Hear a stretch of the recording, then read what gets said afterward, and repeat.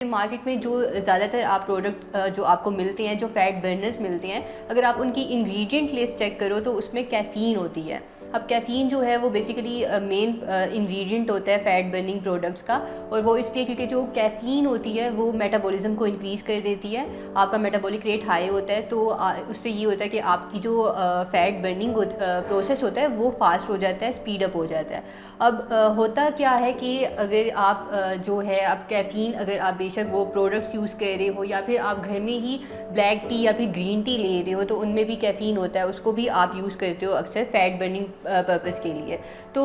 होता ये है कि जब हम ओवरडोज कर लें अक्सर कुछ प्रोडक्ट्स का, मतलब हम दिन में 3 से 4 बार ले रहे हैं और प्लस हम डेली बेसिस पे एक ही प्रोडक्ट ले रहे हैं, तो उससे होता ये कि हमारी बॉडी टॉलरेंट हो जाती है, हमारी बॉडी एडिक्टिव हो जाती है, डिपेंडेंट हो जाती है, जिसका साइड इफ़ेक्ट ये होता है कि एक तो आपसे कोई काम नहीं होता जब तक कि आप जो है ब्लैक टी ना ले लो या ग्रीन टी ना ले लो, या फिर जो भी प्रोडक्ट आप ले रहे हो अगर आप उसका इस्तेमाल बंद कर दो तो वो एक इशू होता है। दूसरा ये होता है कि आपकी बॉडी टॉलरेंट हो जाती है, जिसकी वजह से आपका फैट बर्निंग प्रोसेस जो है वो थोड़ा सा एक पॉइंट पर आके स्लो डाउन हो जाता है।